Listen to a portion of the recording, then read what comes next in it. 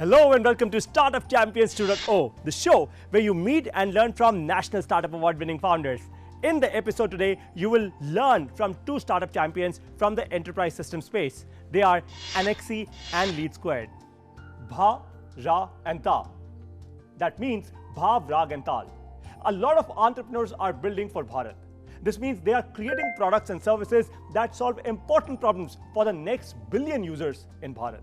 The challenge here is that Bharat is one country, but it is many cultures, many languages, many educational backgrounds, many behaviors and generations with a rich history. To build for Bharat, you need data.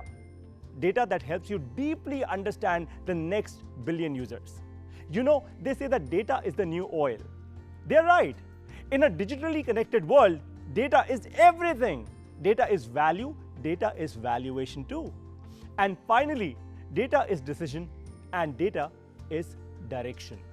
To drive a car or to send a rocket to space, you need data. Similarly, to build a business and grow it, you need data too. And our startup champion can get you authentic data from Bharat, as they claim it to be. Let's now see the Annexy digital story.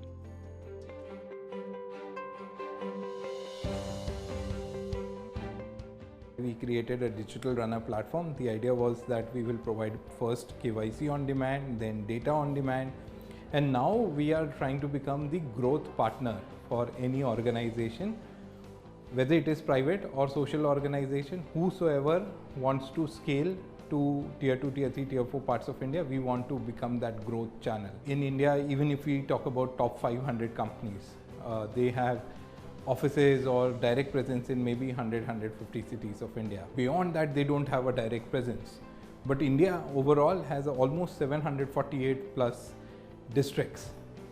And if these companies want to scale from 150 to maybe next 500 districts, it is very difficult if they use the traditional approach where they hire their own people, they open up offices. It takes time and it is not scalable. They need something more modern. We have created this distributed network of digital runners who will go and do the activity which can help these businesses expand, or it could be social organizations also. So if there are companies who have aspirations to scale, we are providing whatever it takes, data, technology, manpower, everything is available on demand.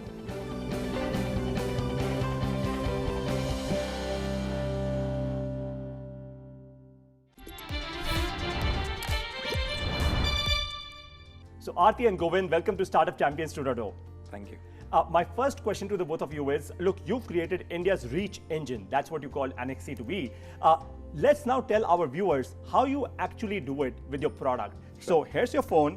Let's see how your app actually works and makes this all happen. Okay. So it's like, it's this app, Annexy partner app, is available on Play Store. Sure. You can just go and download it. What we expect is people who are looking for jobs, especially part-time jobs in rural and semi-urban parts of India. Those youth, boys and girls, should use this because they will get opportunities which are within 7, 8, 10 kilometers of their area, and they can make money while doing it.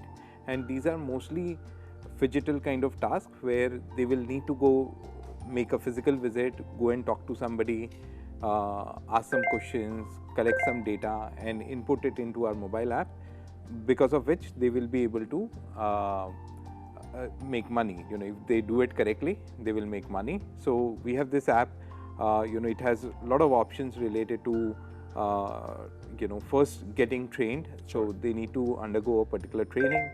They can see what all opportunities there are to work and the geography where they are available, so they can do that.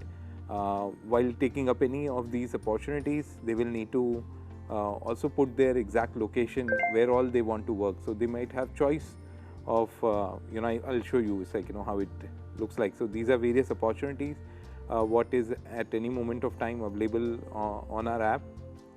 These are related to various sectors. It could be for private work, it could be for some social project. We work in both categories, and it could be for absolute rural areas like a farmer onboarding kind of stuff, or it could be any market mapping kind of job which is for a private company, and before they finally start, they need to choose exactly which villages they want to do, because India has like 600,000 villages, so they need to choose their exact state, and then they get option of choosing their exact district, and based on their selection they get the list of all villages and all talukas which are there. They can pick and choose the taluka where they want to work, and then they can pick and choose the set of villages whatever they connect with, right, which is within their purview. They can pick up those villages, submit it. They can modify this later on also. So once they submit it, we know at the back end that this particular person is going to work in all these geographies, so that it's easy for us to do quality check also, and also to give them opportunity focusing on that particular. So you fundamentally created very interesting economic opportunities for hyperlocal networks in Bharat, right? On that note, my second question to the both of you is, look, what economic impact have you actually created? Let's now talk impact for all of these digital runners that you have. So what is the problem? Why do youth go to urban areas? Because they want to earn more, right? And they already have some part-time task which they keep doing. They'll have some land, some agricultural land, some business there, but still the income is not consistent. Sure. So our initial aim was that if we are able to get our digital runners to earn 3,000 to 5,000 rupees a month through this platform, that is enough for them to have additional income on top of, which is almost 30% of their current income. So you can say, if you ask me impact, Sure. it's a 30% increase on their regular income, what they make. And in this journey, some of our runners who have worked with us really well, and as you would know, we did vaccination awareness. Sure. In that time, in those hard pandemic times, some of our runners made 25,000 rupees a month, 30,000 rupees a month. So that was really overwhelming for us also, because that was the kind of impact that we could see on their livelihoods. I'm sure, fantastic. So what's your business model? How do you actually make money? So we create tasks for our runners. It's like, so there are two ways. One is we charge our customers, which are private companies or social organizations who want to scale into hundreds of districts of India. So for them, we take up their task, whatever, it could be like a market mapping where they want to reach out to a particular category of retailers or stores in maybe in 100 districts. Sure. And in that case, we will charge them for every mapping activity which we do for them. And if there is profiling of stores, then we will charge them. Basically, we will split the work in various stages, like scope of work, and for each stage, customer is liable to pay something. Same way, it's like we incentivize our runners so that they complete those steps one by one, and they make money out of it. Every step they do creates a value. So end of the day, we try to take up jobs where every step on field can create some value. Sure.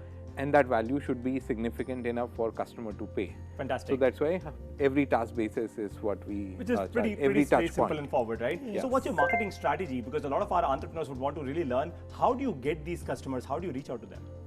I've kept it simple. My first agenda is to reach to almost top 1,000 listed companies of India. Sure. So you can just get a list of them. And then now, because of social media, LinkedIn and so much, you can just reach out to almost each CMO or CEO and relevant people in their marketing and sales to tell them about our product and services. So we simply do sales call. There's reasonable word of mouth also now, which is available. So we get some traction on that front. As far as social work is concerned, the way whatever social work we do, again, you have list of all these, maybe there's a whole list of 2 lakh NGOs which is available, and Sure. the foundations and corporate CSRs which are available. So it's easy to get, easy to find your clientele, and then we have pre-sales and sales team in our office to reach out to them and show them our strengths. Makes a and- lot of sense because every project that you're fundamentally doing is creating impact on the ground, right? So, so you have execution-oriented results to actually show to your Correct, customers. absolutely. Last question to the both of you is: look, millions of Indians are actually watching you right now on Startup Champion 2.0, right? It's a grand opportunity. Yes. Now, tell me something. They want to be entrepreneurs like you. They want to be successful like you. They want to solve great problems for Bharat like you. What's your advice for all of them? I think there are 2-3 pieces of advice, or you may say lessons learned the hard way. One is to keep focus, and second is to be in the industry you want to solve the problem. So spend some time, work there, work on ground. You will get more ideas and you will be actually able to think about solutions to solve those problems.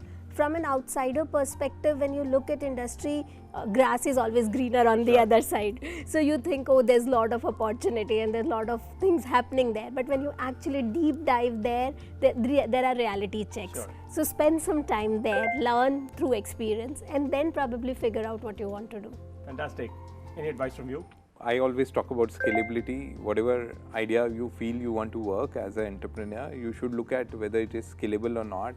You know, opening a restaurant is a very good idea. Almost 80-90% people feel opening a restaurant is a good idea, but then, you know, restaurant will stay at one place, right? Sure.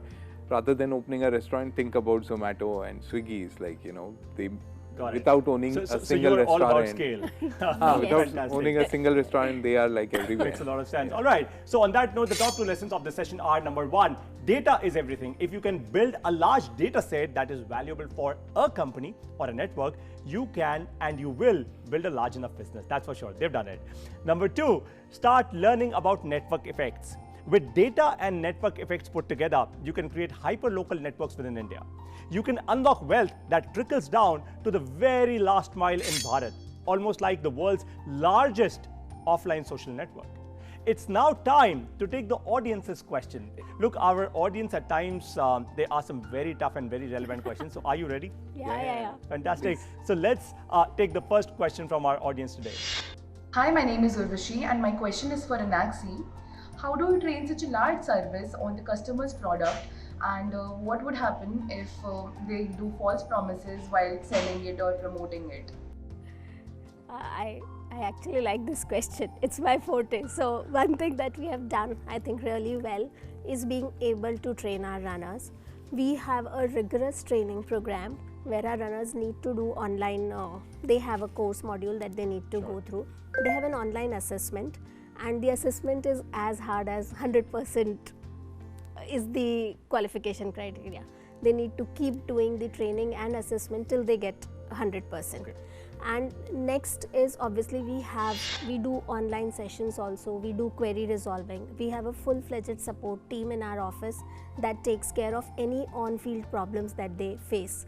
And initially when the runner starts to work on a particular opportunity, for the first 1 week we almost handhold him through that journey to be able to be correct on the field. The second question is even more important, which is if the runner over promises. So we have a very stringent quality process. So as soon as any information comes, so every time the runner does anything on field, he is supposed to report it on the Anaxis app. And we get to know real time whatever he is doing on the field. And then since we work in data, there are strict data parameters. You always get to know if there is something going not the right way. But at the same time, we do random checks. We call people he have met. We ask them what is the commitment that the runner has made. And the moment we realize that one of the runner is over promising or the commitment is not correct, we immediately correct it, and we make sure that every person he has met on field knows what is the correct communication, and it has been rectified. The runner goes for a retraining process. He is off the field till the time he gets his communication right. Very interesting. So we have put a lot of stringent measures there. But the idea is to ensure that runner fix the problem, right? It's yes. not like just discard the runner because of some problem, Sure. because they are not doing it intentionally Right. most of the time. It Yeah, just so happens. he goes off So field, just he goes try through to- the retraining process and then comes back That again. makes all the sense. Of course, you can't really put hire and fire everywhere, right? Yes. Yes. Meet me on the other side of this break. It's time for a short break now. Welcome back to Startup Champions 2.0. Let's now see in Lead Squared story. Lead Squared, an automated software as a service customer acquisition platform, is holding its own in an economy saturated with marketing firms. Founded in 2011 by Nilesh Patel, Prashant Singh and Sudhakar Gorti, the Bengaluru-based startup provides sales and marketing automation software to businesses, helping them with lead management and analytics, among other things. SaaS is a model through which software is centrally hosted and licensed, meaning a client, usually a business, can purchase a subscription and then access the software's services on demand. From marketing, call center, inside sales, field sales, feet on street teams, verifications, collections and vendor onboarding, Lead Squared did all and scaled up handsomely within the country. When all the CRM companies, whether the large players like Oracle, Siebel or Salesforce, they started creating the software by thinking about B2B, right? And B2C has largely been neglected by these companies. And we started focusing on B2C, basically companies which are selling to consumers, but are dealing with large volumes and have short sales cycle. And our data structures, our user interface, our user experience is designed ground up for catering the needs of such companies. So that's our forte, that's our differentiator. Lead Squared's list of Indian clients swelled and included the likes of Byju's, Amity University, OLX, Dunzo, Practo, Poonawalla FinCorp, Godrej Housing Finance and Angel One. The bootstrapped startup, which had raised money from a bunch of friends since inception, was now growing at a fast clip. In fact, in the latest funding, it was valued at $1 billion, making it the latest software as a service firm to join the Unicorp Club. Unicorns are privately held startups with a valuation of $1 billion or more. We started focusing on businesses which are selling to consumers, where the lead volume is high, where sales cycle is short. And examples of these businesses are like education, edtech, lending, insurance, banking. And by serving those customers, by working with those customers, we have built a very solid offering which is relevant to companies globally. In the last 3 years, we have grown 2x every year.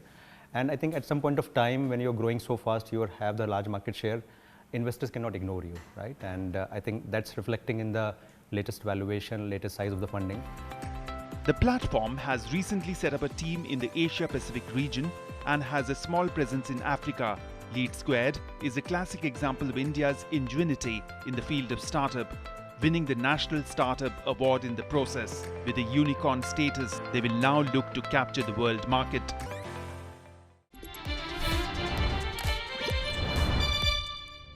It's now time for a break.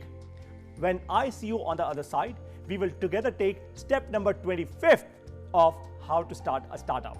Meet me after the break. Welcome back to Startup Champions 2.0. Learning leads to earning, you all know this. Let's now continue our journey of learning with step number 25 of how to start a startup. Innovate and disrupt faster than your competitors. Understand this very carefully. One of the most important jobs of a startup founder is to disrupt their own selves before the competition does. By disruption, what I mean, or what I don't mean, is that you don't need to pivot. By disruption, what I mean is evolve your products, evolve your services and your business model. Remember, evolve your products, your services and your business model. Disruption is not always innovation. It can be an order of magnitude improvement in the current customer experience that grows your NPS score. What is that? It's the Net Promoter Score. So what I fundamentally intend to tell you is, once you disrupt yourself, you must ensure that you measure it with a growing NPS score. If it is not growing, your disruption strategy is not working quite right. The challenge here is that we are too consumed as founders in our daily operations, that we don't actually give time to think of how could we be ousted from the market. The world of business is very, very brutal. Customers have too many options today. Remember, 15 years back in India, you used to be proud of a phone with keypad. Remember that? Their key USP was data security, the email security in their phone. Are they there anymore? They're not. They're out of the market. Another phone company, which was probably the largest phone brand globally, is just no more. A camera company that thought that films will never go out of fashion, they are now struggling to go digital. Remember, if you don't disrupt yourself, somebody else will, and that's a guarantee of your failure. Implement step number 25 and make your startup a lot more successful. What did you learn from today's episode? Tell me more about it. Share your feedback with us, make your videos and post them on social media with #StartupChampions2. In the next episode, you will meet our startup champions from the travel industry. The special thing about them is they are a woman-driven startup. Thank you for watching Startup Champions 2.0. Jai Hind. How can we deliver services that will always create easy life for this rural household? Biggest bet Right. is the entrepreneur. 70% weightage is on the entrepreneur for me.